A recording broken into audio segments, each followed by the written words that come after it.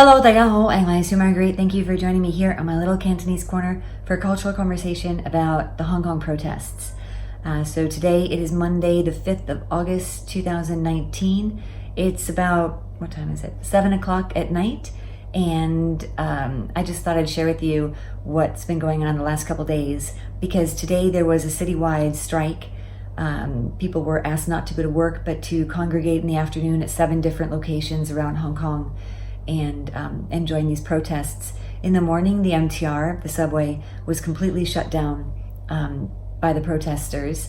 And for me, I had to actually get over to the Kowloon side to do a job. And I was able to do that by taking the bus through the Cross Harbour Tunnel.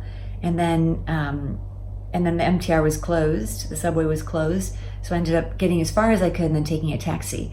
On the way back, a lady that I work with had given me a ride back, and it was so weird because we were coming from Kowloon through the Cross Harbour Tunnel, and it wasn't closed then. About an hour ago, the protesters came and shut down the tunnel again, and it is the main tunnel. There's 3 tunnels that connect Hong Kong Island with Kowloon Peninsula, and it's the central tunnel. And when we went through there about 3 o'clock this afternoon, there were no cars anywhere. You can see a video I took on my Instagram at Cantonese Corner going through the tunnel with no cars. I mean, 3 o'clock in the afternoon on a weekday, it's usually jam-packed, but there was hardly anybody there. So it's very, very odd. So now it's about 7 o'clock at night, and if I look out my window, it feels normal. I mean, people are out there playing soccer, exercising. Everything is as normal. But if I go online, I see that in Admiralty, which is about a half an hour walk away, or maybe like a 10-minute bus ride away, tear gas was being used, and also in other areas of Kowloon and Hong Kong Island as well, which is really sad that once again it's become violent. It's become the new kind of norm. Last night was Sunday night, and protests were scheduled for Sheung Wan, which is an area on Hong Kong Island quite far from where we were going, which is Causeway Bay. In Causeway Bay, there was nothing supposed to be happening. So when we went down to dinner around 7 o'clock, traffic was flowing, shops were open, it was pretty okay. By 9 o'clock, when we'd finished, we came out of the restaurant, and protesters were everywhere. Roads were being barricaded, traffic had stopped, shops were closed. And as we walked through it, it was a little bit tense, but only because everybody's wearing gas masks, which last week when I had actually walked home, I had to walk home through Causeway Bay as well, where the protesters were gathering. This was last week, and it didn't seem to be so intense. I mean, at that, people were wearing masks and things, but not like the big, tear gas masks, and wearing helmets. So that was a bit different last night. But so far, we're just here, and everything is quote unquote, fine. And I did actually stop in at the office where I work as well this afternoon. And like I said, there was a citywide strike, but there was about 75% of the people had actually showed up to work. And so I was there for a while this afternoon, and it seemed almost surreal because things were like normal, yet not normal. So that's what's been going on here the last couple of days, last couple of days, we're now in the 3rd month of this. Carrie Lam, the chief executive of Hong Kong, came out this morning to give a talk, but it was just unbelievable. It's really unbelievable how nobody's standing up for Hong Kong. And I think a lot of that is just the expectation that there is no more Hong Kong, not the way that we knew of Hong Kong in the past.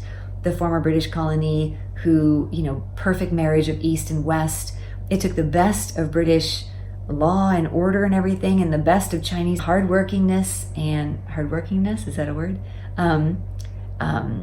Practicality and hard work, and it was great. Hong Kong was special.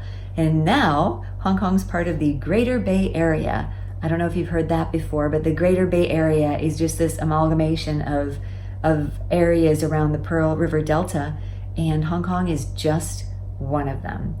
And so when I first heard that, I think a year ago, it was like, it was so disheartening because it just meant that they don't see Hong Kong as special at all.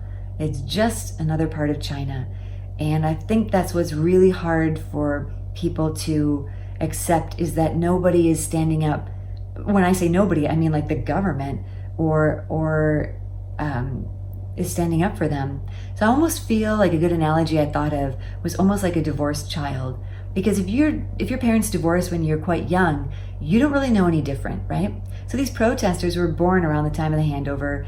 They didn't really know any different. They didn't have the historical background to know what had happened.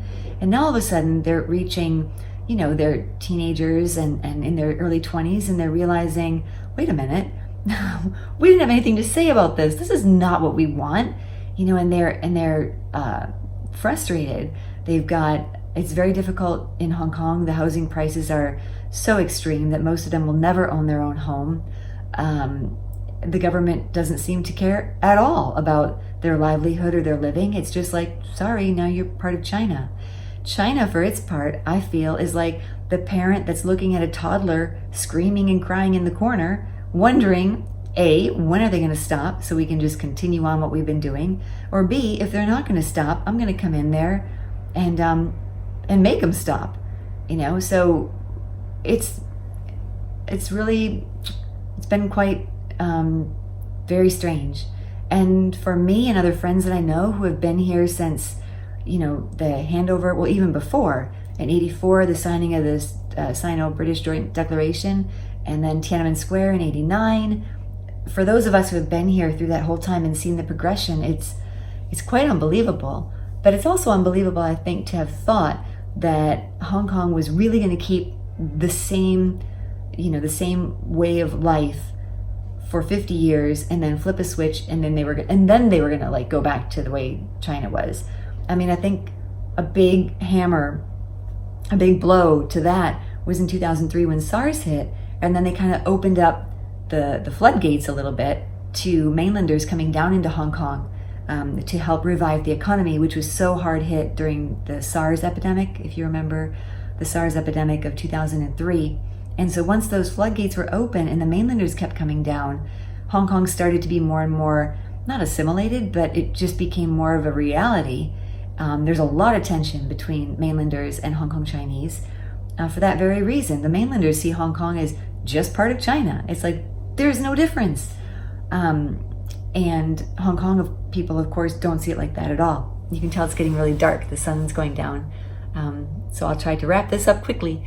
Anyway, I was going to say that I did go into Shenzhen last weekend. Last weekend we went up and crossed the border just to go for a day trip. It's when you do that and you take the train up to the border and you literally go through customs, you walk over the river, over this big bridge over the river, and then you're in Shenzhen. You get on their super modern MTR subway system. And when you get out in certain locations, you go up and you're in a shopping mall and you've got all the big name brands there, and you almost feel like, wow, there's really no difference in a way between the way that Shenzhen has really come up and the way Hong Kong is. Whereas 25 years ago, it was not the case. It was absolutely chalk and cheese. I mean, Hong Kong was like the Emerald City compared to China, where they were still all riding bicycles back in the late 80s, and that. So it's so much has happened in such a relatively short span of time that it's easy to understand. It's easy to understand how Hong Kong feels. They feel they've been sold a bill of goods, or sold a bad bill of goods. I don't really remember that saying, and that they're not special anymore. Not that they're just not special. It's like no one is standing up for them. So now they're taking it into their own hands to stand up for themselves, and we'll see where it leads. So I hope this was a little bit of insight into what's been going on. As usual, I appreciate all of your support and all of your well wishes and everything. Again, I am putting together online courses for you guys in September. I am still planning to post videos as often as I can. And I hope you follow me on Instagram and likewise on Facebook. It's kind of an automatic thing, automatic posting. If you're in Hong Kong, stay safe And if you're not, keep Hong Konging your thoughts and prayers. And I'll be back with another video just as soon as I can. Thanks so much, guys. Bye.